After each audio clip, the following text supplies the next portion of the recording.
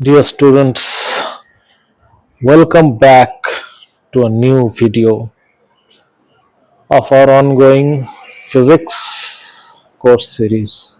Okay,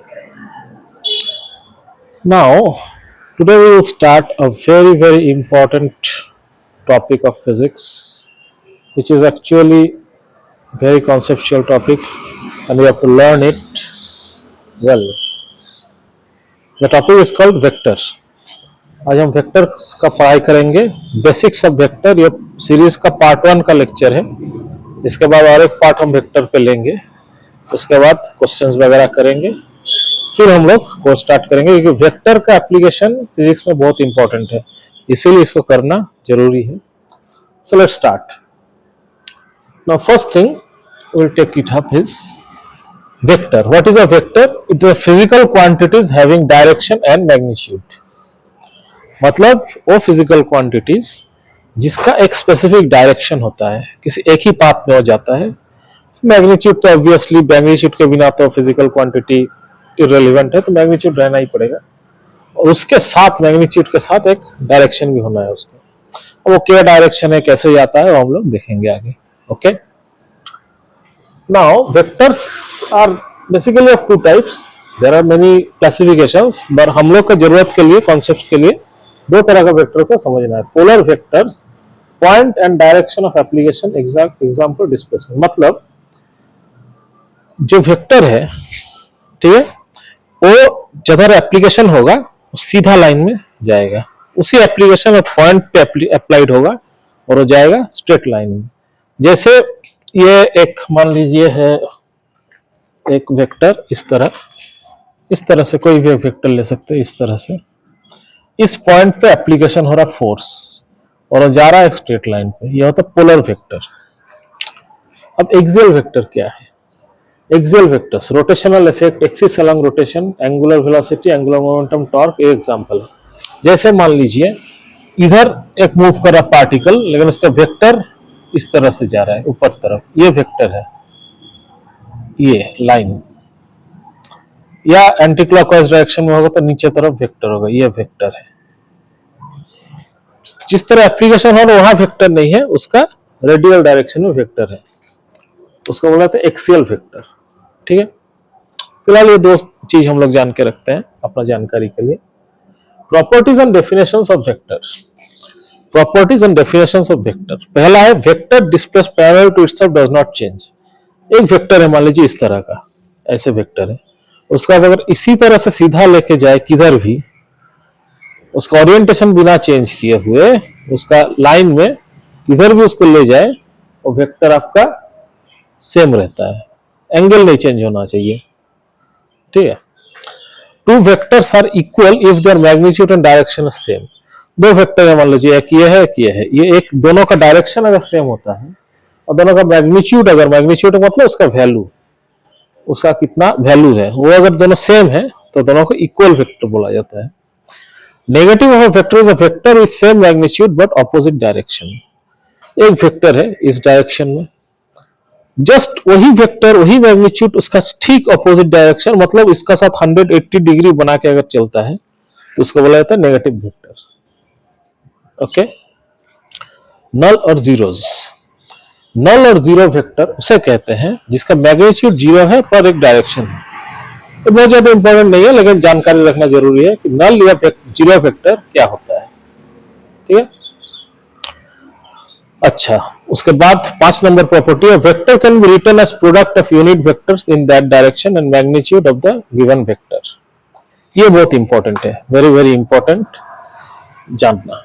ठीक है, एक वेक्टर है ए, वेक्टर को हमेशा रिप्रेजेंट करते हैं ऊपर एक एरो देके, अगर ऊपर एक एरो दिया हुआ है तो है वेक्टर। किताबों में बोल्ड करके दे दिया जाता है, लेकिन हम लोग जब लिखेंगे एरो देके लिखेंगे हमेशा।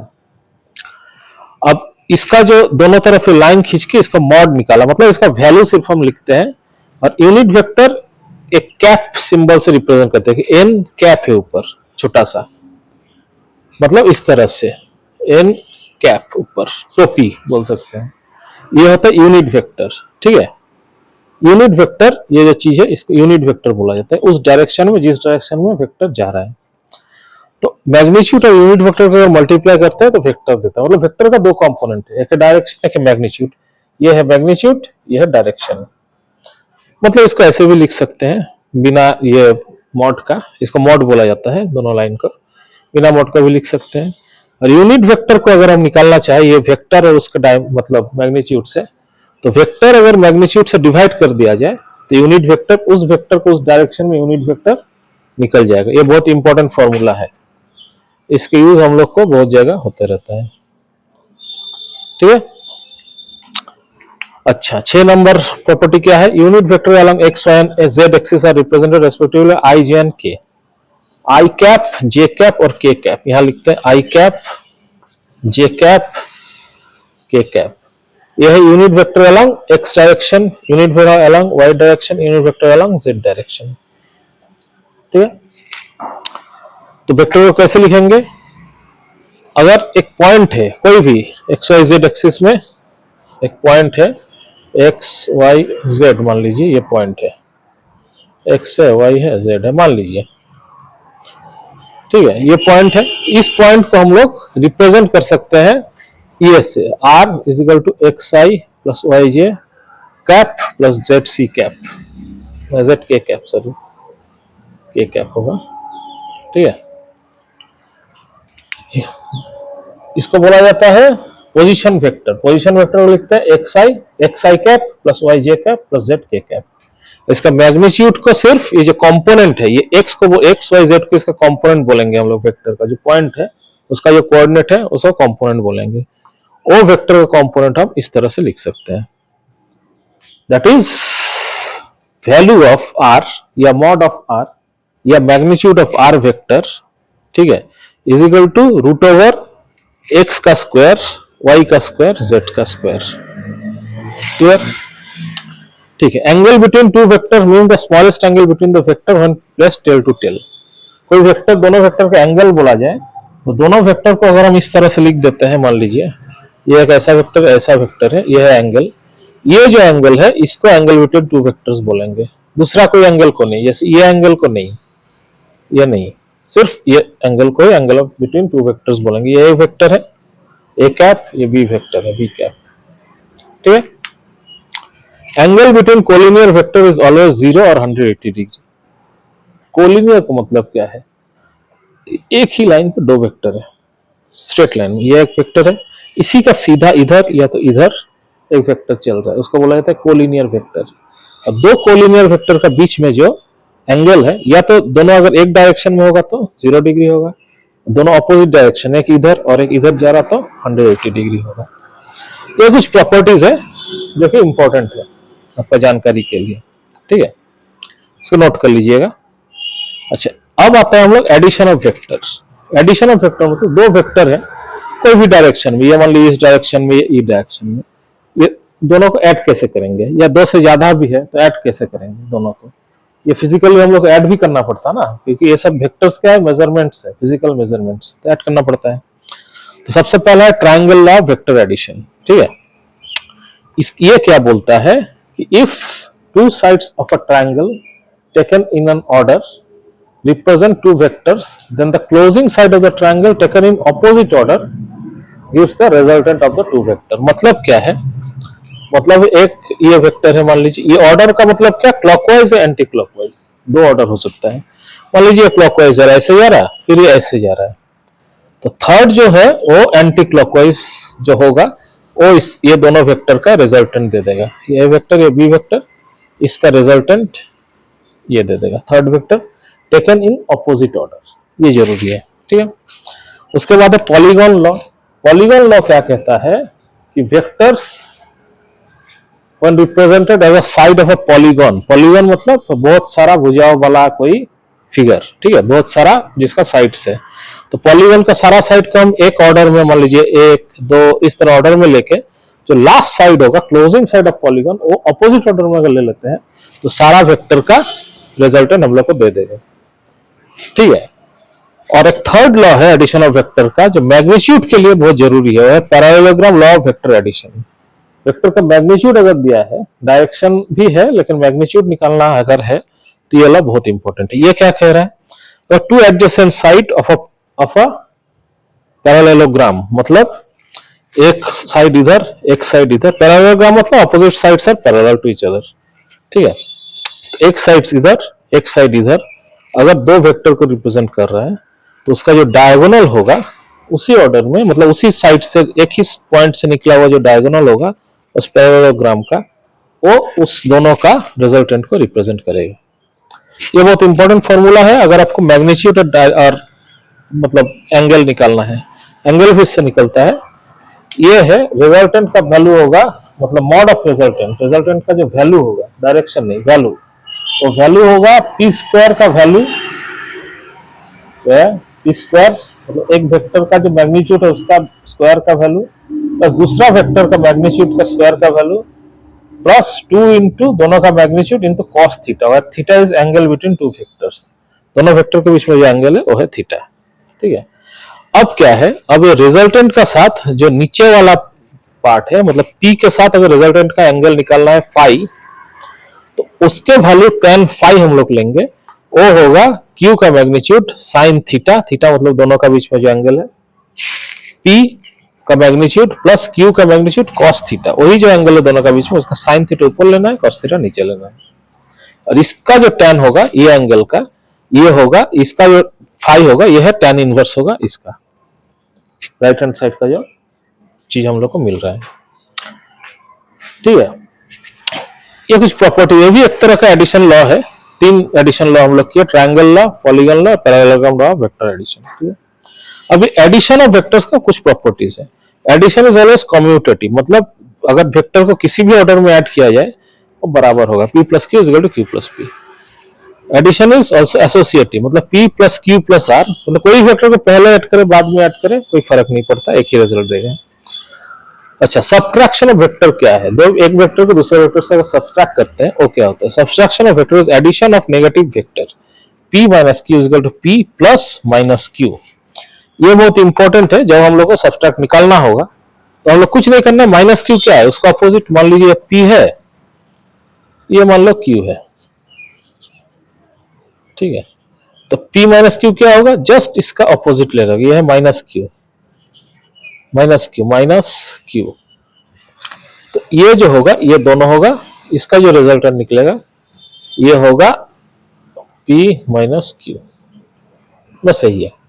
सब्ट्रैक्शन इसी तरह करना है, एडिशन का ही एक एप्लीकेशन है सब्ट्रैक्शन, ठीक। अच्छा, resultant of maximum, resultant vector जो r है इसका वैल्यू मैक्सिमम कब होगा, जब cos थीटा 1 होगा, cos थीटा का वैल्यू 1 होगा, या क्योंकि यहाँ cos थीटा है इसका वैल्यू 1 होगा तो मैक्सिमम होगा, 0 होगा तो मिनिमम होगा।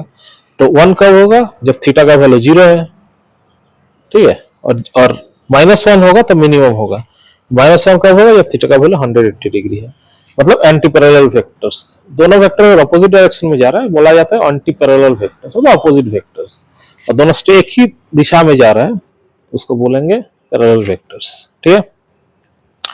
अब तीसरा, ये बहुत, ये सब कॉन्सेप्ट्स है बस, ठीक है, ये बहुत इंपॉर्टेंट कॉन्सेप्ट्स है, इसको समझिए। हाँ, एक चीज बताना भूल गए, पोजीशन वेक्टर होता है क्या है। पोजीशन वेक्टर बहुत इंपॉर्टेंट है, फिजिक्स में हम लोग जब स्टैटिक्स का सम या फोर्स का सम बनाते हैं हमेशा पोजीशन वेक्टर के टर्म में ज्यादातर दिया रहता है। मतलब कोई भी अगर आप कोऑर्डिनेट एक्सिस लेते हैं उसमें कोई पॉइंट लेते हैं P मान लीजिए, इस पॉइंट का ओरिजिन से जो डिस्टेंस होगा ये बोला जाता है, जो वेक्टर इसको जोड़ेगा उसको बोला जाता है पोजीशन वेक्टर। पोजीशन वेक्टर में हम लोग कैलकुलेट कर लेते हैं बहुत सारा चीज, इसलिए पोजीशन वेक्टर का टर्म समझना जरूरी है। पोजीशन वेक्टर का वैल्यू इस तरह से हम लोग लिख सकते हैं, उसका मैग्नीट्यूड निकाल सकते हैं, ठीक है। अब थर्ड और फाइनल जो है, ये बेसिक वेक्टर का आइडियाज में जो थर्ड एंड फाइनल चीज है वो है resolution of vector two components. ये रेजोल्यूशन बहुत इंपॉर्टेंट है इसलिए क्योंकि इसका एप्लीकेशन आपका स्टैटिक्स का सम बनाने में, फोर्स लॉ का सम बनाने में, आगे चल के इलेक्ट्रोस्टैटिक्स वगैरह सबका जो जितने भी वेक्टर्स हैं उसको ये रिजॉल्व करना पड़ता है, उसी से ज्यादातर सम हम लोग वेक्टर का बनाते हैं। इसलिए ये कॉन्सेप्ट को समझना बहुत इंपॉर्टेंट है, ध्यान दीजिएगा। मान लीजिए वेक्टर है OC, एक वेक्टर है, तो इसको जो अगर हम लोग ऐसा 10 वेक्टर है, मान लीजिए हमारे पास 10 वेक्टर इस तरह है, तो सब वेक्टर को अलग अलग जोड़ना बहुत मुश्किल है ना। क्या करें, हर वेक्टर का कंपोनेंट अलग x और y एक्सिस ले लेते हैं, उससे क्या होता है दो डायरेक्शन में हम लोग को सारा वेक्टर का सिर्फ दो ही डायरेक्शन मिल जाता है, अगर टू डायमेंशनल है। 3 है तो एग्जैक्ट कंपोनेंट लेना होगा, लेकिन वो बाद में बात का चीज है। जनरली टू डायमेंशन ही हम लोग का सम बनाने ज्यादा आता है, तो 2 डायमेंशन ही हम लोग सीखेंगे। तो अगर ये वेक्टर एक्स एक्स के साथ एंगल थीटा बना रहा है, तो अलोंग एक्स एक्सिस इसका जो वैल्यू होगा along x and along y दोनों अलग अलग होगा, उसको हम लोग तोड़ सकते हैं।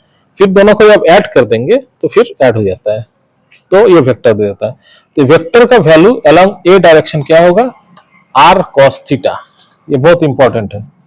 और अलोंग वाई डायरेक्शन होगा आर साइन थीटा।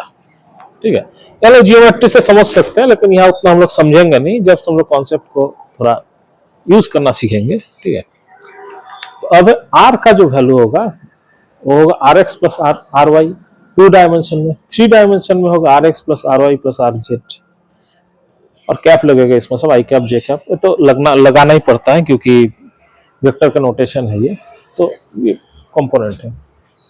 मैग्नीट्यूड तो होगा, और दोनों का एंगल क्या होगा, ये जो एंगल है इसका जो tan लेंगे तो R Y by R X होगा, equal to R Y by R X क्या होता है, आर साइन थीटा, यहां से देखिए बैठाएंगे भाई r cos theta is equal to tan theta, सही ना है, आर कट गया, समझ में। हाँ, अब इसका एप्लीकेशन हम लोग जब करेंगे, हम लोग को जैसे ही एक वेक्टर दिखेगा उसका जस्ट एक्स डायरेक्शन, मतलब उसका बेस के तरफ हम लोग देखेंगे, उसको आर कॉस थीटा ले लेंगे, उतना सोचना नहीं है सम बनाते टाइम, क्योंकि उतना टाइम तो रहता नहीं है सम बनाते टाइम कि आप सोचते रहिए क्या है क्या नहीं है। और उसका जस्ट परपेंडिकुलर जो होगा वो आर साइन थीटा लेना है। ये दो वैल्यू जो लेंगे ये हर जगह एप्लीकेशन होता रहेगा वेक्टर का सम बनाते टाइम। ठीक है, अब 3 डायमेंशन में इसका मैग्नीट्यूड ये होता है, इसका वैल्यू होता है कंपोनेंट फॉर्म में, कंपोनेंट मतलब एक्स वाई जेड डायरेक्शन में। ये आर कॉस थीटा है क्या, आर एक्स है, मतलब component of magnitude of component along x direction. ये आर वाई है, magnitude of component along y direction. बस ये कंपोनेंट निकालने आना चाहिए, वेक्टर का डेफिनेशन आना चाहिए, एडिशन वगैरह करने आना चाहिए। ये फॉर्मूला भी इंपॉर्टेंट है, इसका भी यूज होता है स्टैटिक्स में सम बनाने में। और वेक्टर को मैनिपुलेट करना किस तरह, यूनिट वेक्टर, ये भी इंपॉर्टेंट है। ये सारा फॉर्मूला आना चाहिए, कॉन्सेप्ट भी समझ में आना चाहिए, ये बेसिक्स है। इसके अलावा और भी बहुत सारा डेफिनेशंस वगैरह है, और हम लोग अभी कवर नहीं करेंगे क्योंकि हम लोग शॉर्ट वीडियो के थ्रू समझने का कोशिश कर रहे हैं।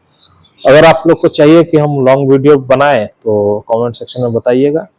चैनल अच्छा लगा तो इसको लाइक कीजिएगा, और इसके बाद हम लोग पार्ट 2 वेक्टर्स का लाएंगे, जिसमें हम लोग मल्टीप्लिकेशन ऑफ वेक्टर्स हम लोग देखेंगे, उसके बाद सम्स बनाएंगे। ये सारा कॉन्सेप्ट हम लोग समझते रहेंगे धीरे धीरे धीरे, बहुत जल्दी इसको कवर कर लेंगे क्योंकि शॉर्ट वीडियो के टर्म में हम लोग इसको करते रहेंगे। Okay then, thank you students, आज के लिए इतना है।